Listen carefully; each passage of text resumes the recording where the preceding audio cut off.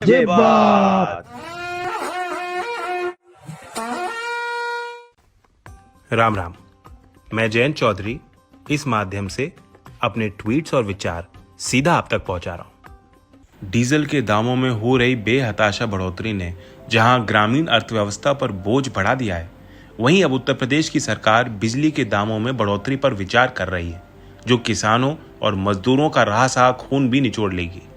ये बढ़ोतरी अगस्त से लागू करने का विचार सरकार कर रही है और 5 से लेकर 8% की बढ़ोतरी का प्लान है। इसके साथ साथ अभी तक उपभोक्ता 4 स्लैब में बिजली का बिल का भुगतान करते थे, यानी जो गरीब घर थे, जो बहुत कम बिजली खर्च करते हैं, उन्हें कम पैसा का भुगतान करना था। परंतु अब रिफॉर्म्स के नाम पर सिर्फ 2 ही स्लैब करने का भी फैसला सरकार ने लिया है, जिससे प्रति यूनिट का खर्चा एक गरीब परिवार के लिए ज़्यादा बढ़ जाएगा।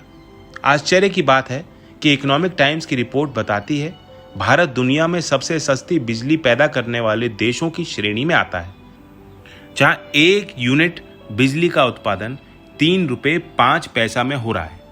याद कीजिए, 2016 में आप 150 यूनिट तक खर्च करने पर 4 रुपये 40 पैसे प्रति यूनिट देते थे। आज ये दर 5 रुपये 50 पैसे तक पहुंच गई है।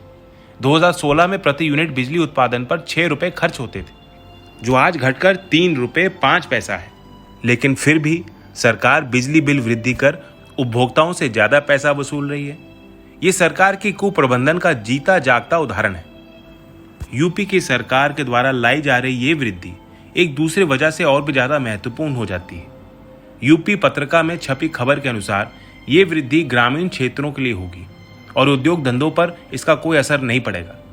और इस फैसले के लिए बहाना ये दिया जा रहा है कि ग्रामीण क्षेत्रों में बिजली का भुगतान काफी बकाया है, जिसके कारण विभाग की वित्तीय स्थिति खराब होती जा रही और ये पूर्ति इस वृद्धि से ही होगी। परंतु इस तर्क को देने वाले अधिकारी इस बात को भूल गए कि गांव में रहने वाले किसान अपने सभी भुगतान तभी कर पाते हैं जब उनकी फसल का उचित मूल्य उनको समय पर मिल जाए। फिलहाल उत्तर प्रदेश के गन्ना किसानों का हजारों करोड़ रुपए मिलों पर भुगतान बकाया है और गन्ने की फसल के लिए राज्य द्वारा निर्धारित मूल्य को आप देखें तो उसमें भी कोई वृद्धि सरकार नहीं कर रही। आप महंगाई को जोड़कर देखेंगे तो सीधा सीधा हिसाब बन जाएगा, देश के किसानों की आय दुगनी होना दूर घट रही है। और ऐसे परिस्थितियों में ग्रामीण क्षेत्र के उन घरों पर और भार देना अमानवीय है और किसान के घाव पर नमक छिड़कने जैसा है। तो आज की ये बात जरा आप भी सोचें।